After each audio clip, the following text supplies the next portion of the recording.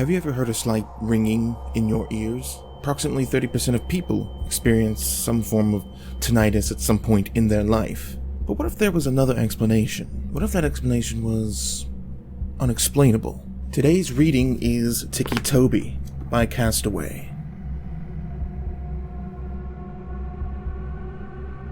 The long road home seemed to go on and on. The road continued to stretch in front of the vehicle endlessly. The light that shone through the branches of the tall, green trees danced across the window in random patterns, and every once and a while, obnoxiously shining in your eyes. The surroundings were full of deep green trees forming a forest around the road. The only sound was the sound of the car's engine as it traveled down the path. It was peaceful and left a serene feeling. Although the ride seemed like a nice one, it lacked every form of nice from its two passengers. The middle-aged woman behind the steering wheel had neat, short, brown hair that fit her complexion quite well. She wore a green V-neck t-shirt and a pair of blue jeans. Diamond stud earrings decorated each of her ears, which partially showed from behind her haircut. She had deep green eyes, which her shirt brought out, and the lighting seemed to make them more noticeable. There wasn't anything significant about her appearance. She looked like any other average mother you would see on TV shows and the like. However, the one thing that made her different than the average mothers was the dark bags she had under her eyes. Her facial expression was gloomy and sad, although she genuinely looked like someone who smiled a lot. She would sniffle every once and a while, and occasionally glance in the rearview mirror to look at her son in the back seat, who was hunched over partially, with his arms held tight around his chest and his head pressed against the cold window. The boy lacked any normal appearance, and anyone could plainly see there was something wrong with him. His messy brown hair went every which way, and the luminescent lighting brought out his pale, almost gray skin. His eyes were dark, unlike his mother's, and he wore a white t-shirt and scrub pants that had been provided for him by the hospital. The clothes he had worn before were so shredded and bloodstained that they weren't wearable anymore. The right side of his face bared a few cuts along with a split eyebrow. His right arm was bandaged all the way to the shoulder, which had been shredded when his right side hit the shattered glass. His injuries appeared to be painful when in reality he couldn't feel anything. This was just one of the glories of being him. One of the challenges he had to face while growing up was growing up with a rare disease that caused him to be completely numb towards pain. Never before had he felt himself get hurt. He could have lost an arm and felt nothing. The other major disorder he had faced, which was the one that deemed him many insulting nicknames in the short time he attended grade school before he switched to homeschooling, was his Tourette's syndrome, which caused him to tick and twitch in ways he couldn't control. He would crack his neck uncontrollably and twitch every once in a while. The kids would tease him and call him Ticci Toby, and they mocked him with exaggerated twitching and laughing. It got so bad that he had to turn to homeschooling. It was too hard for him to be in a common learning environment with seemingly every kid poking, or more like stabbing, fun at him. Toby stared blankly out the window, his face empty of any emotion, and every few minutes his shoulder, arm, or foot would twitch. Every bump that the car tires hit would make his stomach turn. Toby Rogers was the boy's name, and the last time Toby remembered riding in a car was when it crashed. That's all he thought about, unconsciously replaying everything he remembered before he blacked out, over and over again. Toby had been the lucky one. His sister had not been so lucky. When the thought of his sister came, he couldn't help the tears that welled up in his eyes.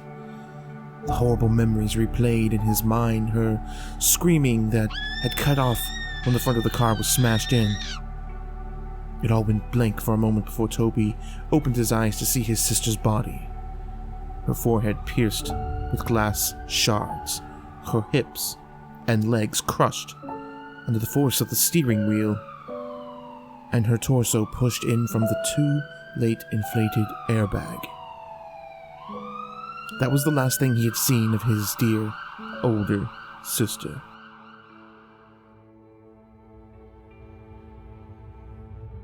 The road home continued on for what seemed like forever. It took so long to get home because his mom wanted to avoid the sight of the crash. When the surroundings gave way to a familiar neighborhood, they were both more than ready to get out of the car and step back into their own home. It was an older neighborhood with quaint little houses all next to each other. The car drove in front of a blue house with white window panes. They both quickly noticed the old vehicle that was parked in front of the house and the familiar figure that stood in the driveway. Toby felt automatic anger and frustration take over him at the sight of his father. His father who wasn't there. His mother pulled the car up in the driveway beside him before turning off the engine and preparing to step out and face her husband. "Why is he here?" Toby said quietly as he looked back at his mother, who reached to open the car door. "He is your father, Toby. He's here because he wants to see you," his mother responded in a monotone voice, trying to sound less shaky. "Yet he couldn't drive to the hospital to see Lyra before she died?" Toby narrowed his eyes out of the window. "He was drunk that night, honey. He couldn't drive." "Yeah? When is he not?" Toby pushed the door open before his mother and stumbled out onto the driveway where he met his father's gaze before looking down at his feet with a stern expression. His mother stepped out behind him and met her husband's eyes before walking around the car. His father opened his arms, expecting a hug from his wife, but she walked past him and put her arm around Toby's shoulder and started leading him inside. "Connie?" her husband began in a raspy voice. "What? No welcome home hug, huh?" She ignored her husband's obnoxious words and walked past him with her son under her arm. "Hey, he's 16. He can walk by himself." His father began to follow them in. "He's 17. Connie glared back at him before opening the door to the house and stepping inside. "Toby, why don't we get you in your room to rest, okay? I'll come get you when dinner is ready." "No, I'm 16. I can walk myself," Toby said sarcastically and glared back at his father before stumbling up the small staircase and turning into his room, where he slammed the door violently. His little room didn't have much in it, just a small bed, a dresser, a window, and his walls had a few picture frames of his family back when they were a family. Before his father became an alcoholic and acted violently towards the rest of the family. Toby remembered when he was arguing with his mom and he grabbed her by the hair and shoved her to the floor. And when Lyra had tried to break it up, he pushed her and she hit her back on the corner of the kitchen counter. Toby could never forgive him for what he did to his mother and sister. Never. Toby didn't care how much his father beat him, he couldn't feel it anyway. What he did care about was how he intentionally hurt the only two people he cared about. And when he was waiting in the hospital where his sister took her last breaths, the only one who didn't rush there was his dad. Toby stood by the window and looked out at the street. He could have sworn he saw something out of the corner of his eye, but quickly blamed it on the meds he was on. When dinner time had come and his mother called up to him, Toby came down the stairs and hesitantly sat down at the table across from his father, and in between his mother and an empty chair. It was quiet as his parents picked at their food, but Toby refused to eat. Instead, he just watched his dad with a blank stare. His mother caught on to his staring and elbowed him slightly. Toby looked over her slightly and then down at his uneaten food, which he still didn't touch. Toby laid in bed. He pulled his covers over his head and stared at the window. He was tired. There was no way he would fall asleep. He couldn't. There was too much to think about. He had been debating on whether or not to follow his mother's directions and forgive his father, or continue holding a grudge with his boiling hatred. He heard his door creak open, and his mother padded into the room and sat on the bed next to him. She reached over and rubbed his back, which had been turned to her. "I know it's hard, Toby. Trust me. I understand. But I promise you, it will get better," she said softly. "When is he going to leave?" Toby said with an innocent tone in his shaky voice. Connie let her gaze fall down to her feet. "I don't know, honey. He's staying, as far as I know," she replied. Toby didn't respond. He just continued to look forward at the wall, holding his damaged arm near his chest.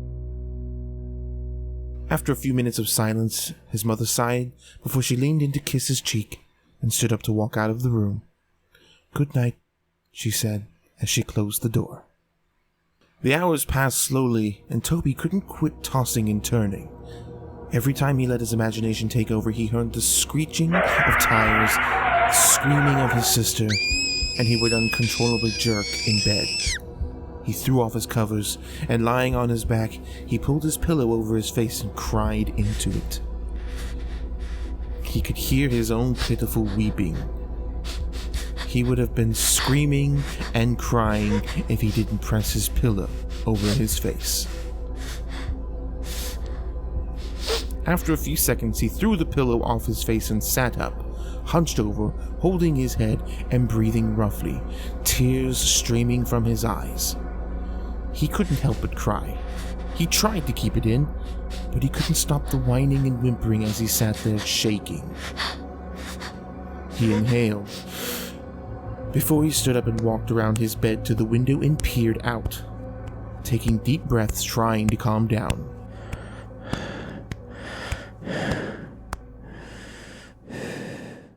He rubbed his eyes and looked out at the group of tall pine trees across the street. He stopped suddenly, and his gaze slowly centered on something standing under the street light. He heard ringing in his ears and couldn't look away. The figure stood beside the street light, about 2 feet shorter than it did. Long arms draped at its sides as it stared up at him with non-existing eyes. The figure had no facial features to speak of. No eyes, no mouth, no nose. Yet it held Toby's hypnotized stare, seemingly peering into his very being. The ringing in his ears grew louder and louder each second he stared before, suddenly, it all went black. The next morning, Toby woke in his bed. He felt different. He wasn't tired at all. And when he consciously woke up, it felt like he had been lying there awake for hours. He had no thoughts flowing through his mind. He sat up slowly and stumbled over to the wall, but when he stood, he automatically felt dizzy. He stumbled to the doorway and walked down the stairs. His parents were sitting at the table. His father was turned into the small TV that sat on the countertop, and his mother was reading the newspaper. She quickly looked over when she felt Toby's presence looming behind her. "Well, good morning, sleepyhead. You've been sleeping forever," she greeted him with a hesitant smile. Toby slowly looked over at the clock and noticed that it was 12:30 p.m. "I made you breakfast, but it got cold. I was going to wake you, but I felt you needed sleep." Her expression fell from happy to worried as her son resisted responding to her. "Are you all right?" Toby stumbled over and sat by his father. He felt as if he had been on idle and had no control over his actions. He was seeing everything he did, but it didn't register in his brain properly. He reached out to his father's arm, but his hand ended up getting slapped. His father turned to him abruptly and pushed his chair over with his foot. "Don't touch me, boy," he yelled. His mother stood up. "All right, knock that off. That is the last thing we need." The days went by and things continued on as they were. Connie spent most of her time cleaning the house, and her rude husband spent most of his time ordering her around. It was just like it had used to be before the crash. Toby never really left his room. He would sit by his bed and tremble. His mind would wander, but his thoughts changed too fast to be remembered. He would pace around his small room like a caged animal or stare out the window. The unhealthy cycle continued. Connie continued to be pushed around by her husband, being way too submissive to him, and Toby remained in his room. Before he could think twice, he would begin to chew on his hands, tearing the flesh from his fingers. He would gnaw his hands until they bled. When his mother walked in on him while he was doing so, she reacted horribly. She rushed him downstairs and grabbed the first aid kit, wrapping his hands in bandages. Afterwards, she demanded that he wouldn't leave her side again. Toby isolated himself so much that he grew to hate being around others. His memory grew glitchy as well. He'd start missing memory of minutes, hours, days, and so on. He would begin talking nonsense about things completely unrelated to the conversations he would have. He'd go off about seeing things, sharks in the sink as he washed the dishes, hearing crickets in his pillows, and seeing ghosts outside his bedroom window. His mother grew so anxious about his mental health that she decided it would be good for him to talk to a professional about what he was feeling.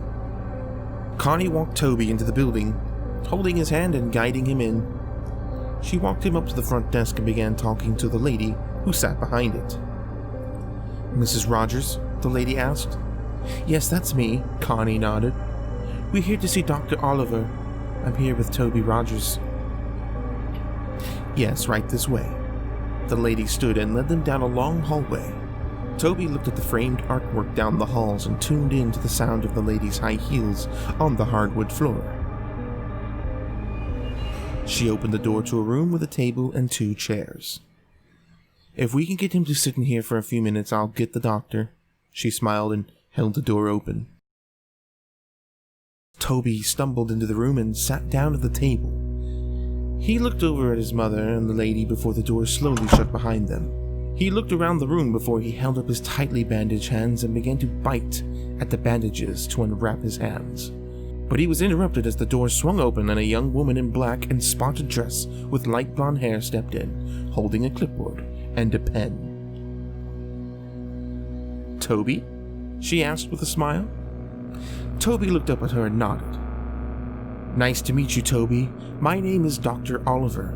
She put her hand out for him to shake, but hesitantly pulled away when she noted his bandaged hands. "Oh," she smiled nervously before clearing her throat and sitting in the chair across the table from him.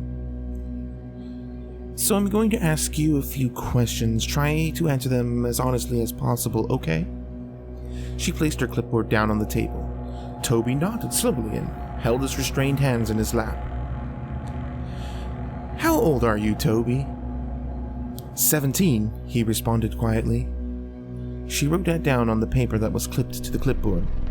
"What's your full name?" "Toby Aaron Rogers." "When is your birthday?" "April 28th. "Who is your immediate family?" Toby paused for a moment before answering her question. "My mom, my dad, and..." He stopped. "My sister." "I heard about your sister, dear. I'm really sorry." Her expression faded into a sad, pity-filled look. Toby nodded. "Do you remember anything from the crash, Toby?" Toby looked away from her. His mind went blank for a moment. She looked down at his lap, and in the surrounding area he heard a faint, ringing sound. His eyes widened and he froze in place. "Toby?" the counselor asked. "Toby, are you listening?" Toby felt a shiver go down his spine until he froze once again, and slowly looked over out the little window through the door where he saw it. A dark, featureless figure peering in at him. He stared. His eyes widened, the ringing growing louder and louder until suddenly the loud voice of the counselor broke his trance. "Toby!" she yelled. Toby jumped and fell sideways out of his chair and backed up onto the corner. Dr. Oliver stood up, holding her clipboard to her chest, a surprised look in her eyes. Toby met her eyes again, his breath hitching as he twitched. That night Toby lay in bed. His eyes were dazed as he stared straight up at the ceiling. He could feel himself begin to doze off when he heard the scattering of footsteps down his hallway. He sat up and looked towards the doorway, his door wide open. There was no light. Everything was lit by a luminescent blue glow of the moon through his window, leaving cold lighting. He stood up and slowly made his way towards the doorway, when suddenly, the door, which previously was wide open, slammed in his face. He gasped and fell back. He was out of breath when he hit the ground and began breathing heavily, his eyes wide open. He waited for a few seconds before getting back on his feet. He reached out and grasped the cold door handle with his bandaged hand, and it creaked open. He looked out into the dark hallway and tiptoed out of his room. The window at the end of the hallway lit up the darkness with blue moonlight as he padded his way down. He could hear footsteps rustling around him, and faint giggling followed by the pitter-patter of small feet, which sounded like a child had run in front of him, giggling and running around. The hallway was a lot longer than he remembered. It seemed endless, like the ride home from the hospital. He heard the door creak in front of him. "Mom?" he called in a shaky voice. Suddenly the door slammed behind him and he jumped and turned around. Behind him, he heard a long, eerie groan that sounded like croak right in his ear. He turned around as fast as he could, and he was suddenly face to face with none other than his dead sister. Her eyes were clouded white, her skin pale, the right side of her jaw dangling there by tissue and muscle, glass protruding from her forehead. Black blood leaking down her face, her blonde hair pulled up in a ponytail as it always was, and she was wearing her gray t-shirt and athlete shorts, which were dirty and spotted with blood. Her legs were bent in ways they shouldn't be. She stood emitting a long, croaking noise only an inch away from Toby's face. Toby yelped and fell back. "Ah!" He started to crawl backwards away from her, but he was unable to break the eye contact he held with her blank, dead eyes. He dragged himself backwards until he backed up into something. He stopped for a second. Everything was dead silent except for his heavy breathing and crying. He slowly looked up to meet the blank face of a tall, dark figure. The same figure that stood over him now. Behind the tall, dark mass were rows of children looking to range from 3 to 10 years old, their eyes completely black, and dark black blood leaked from their eye sockets. He screamed and stood up as fast as he could, only to be tripped by dark black tendrils that wrapped around his ankle. He fell straight on his stomach and got the wind knocked out of him. He tried to scream, but he couldn't make a sound. He wheezed out before all went black. Toby woke with a start. He screamed out and sat up as fast as he could, completely short of breath. He wheezed out and held his chest with his bandaged hands. It was just a dream. Just a dream. He lay back down in his bed and rolled over on his side. It felt like a weight had been lifted off his chest as he took in deep breaths. He stood up and padded over to his window. He saw nothing. Nobody was out there, no ghosts, no figures, nothing. He heard the rustling and coughing of his father outside the doorway. His door was closed. He walked over and opened it, looking out into the hallway once again. He padded down the hallway and into the kitchen, where he found his dad standing and having a smoke in their living room. Toby waited for a second and watched him from around the corner before a burning feeling started deep in his chest. Deep boiling anger overtook him. He heard the little imaginary voices in his head. "Do it, do it, do it," they chanted. He turned away and held his arms. He felt like he actually had control over himself, unlike he did for the past few weeks since he got home from the hospital. He actually had complete thoughts for just moments before the chanting of the little voices in his head clouded them. "Kill him! He wasn't there! He wasn't there! Kill him! Kill him!" They continued on. Toby trembled. No, he wasn't going to do it. What? Was he going crazy? No, he won't kill anyone. He can't. He hated his father, but there was no way he was going to kill him. That was it. The last thought he had before he fell in an idle state once again.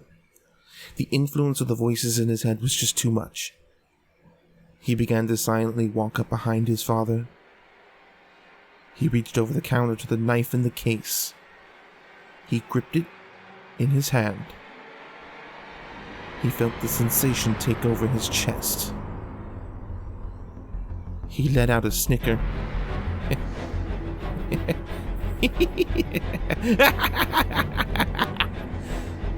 He began laughing so hard he had to grasp for breath. His father turned around abruptly before he felt a brute force shove him to the floor.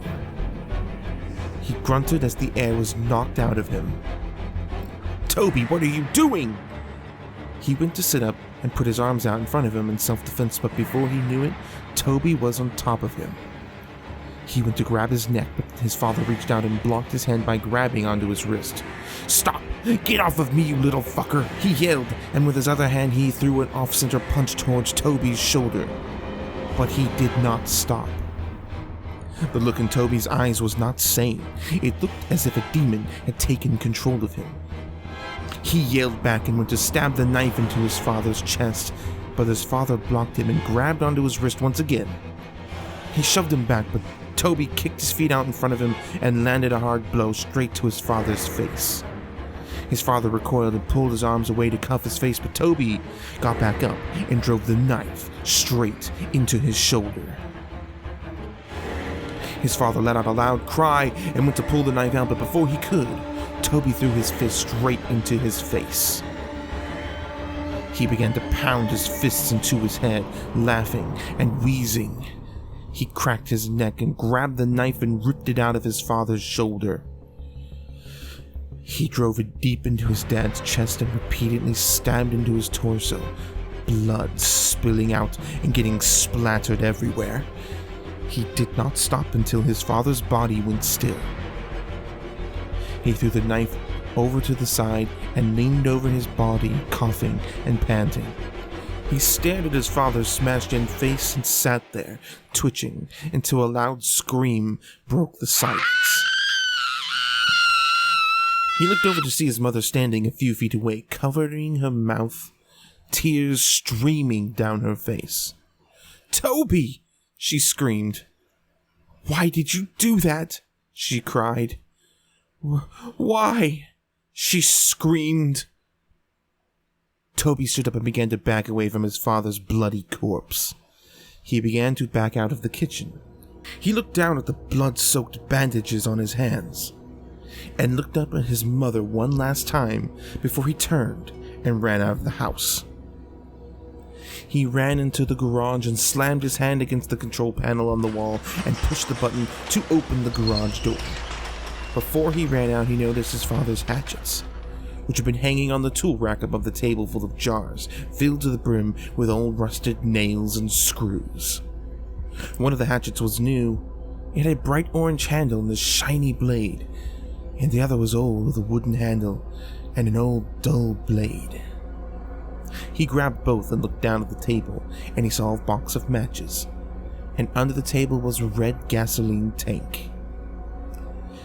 He held both the hatchets in one hand and grabbed the matches and gasoline before running out of the garage, down the driveway, and up the street. As he approached the street light that he could see out of his own bedroom window, he heard police sirens in the distance. He turned around, and the red and blue flashing lights came rushing down the street. Toby stood for a second before he pulled open the cap on the gasoline tank and ran down the street, spilling gasoline all over the street after him. He turned and ran into the trees. He poured the last bit of gasoline out before he reached into his pocket and pulled out a match. He struck it against the box and immediately dropped it. In an instant, flames burst around him. The fire caught on the trees and bushes around him, and before he knew it, he was surrounded by fire. The silhouettes of police cars were visible through the flames as he backed away into the forest around him. He looked around, but his vision was blurred. His heart was pounding, and he closed his eyes for a moment. This was it. This was the end. Toby felt a hand on his shoulder. He opened his eyes and looked over to see a large white hand with long bony fingers resting on his shoulder. He followed the arm that was attached to the hand up to a dark, towering figure. It appeared to be wearing a dark black suit, and its face was completely blank. It towered over Toby's small frame as it looked down on him. Tendrils reached out from its back, and before Toby knew it, his vision blurred and he heard the sound of ringing in his ears. Everything went blank. That was it. That was the end. That was how Toby Rogers died. A few weeks later, Connie sat in her sister's kitchen. Her sister, Lori, sat next to her drinking a cup of coffee. About 3 weeks ago, Connie lost her husband and her son, and a few weeks before, she had lost her daughter to a car crash.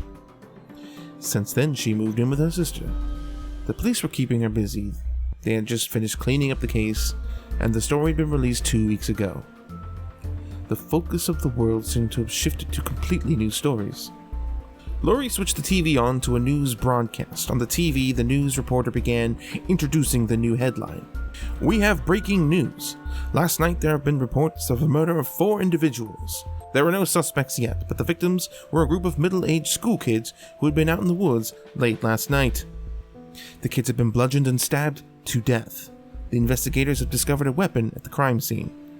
It appears to be an old dull blade hatchet, as you can see here." The picture changed to show snapshots of the weapon exactly as it was left at the crime scene.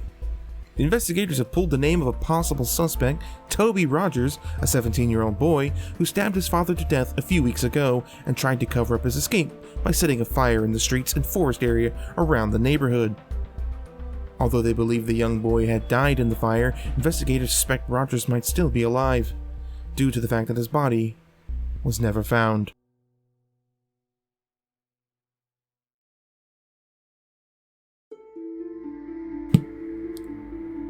There is nothing more tragic than a broken family, and nothing more frightening than a broken mind. My name is Jared. This has been Creepypasta Readings. Good night. If you enjoyed this, please support the channel by liking and subscribing. If there is a creepypasta that you would like to hear, leave it in the comments below. And as always, thank you so very much for watching.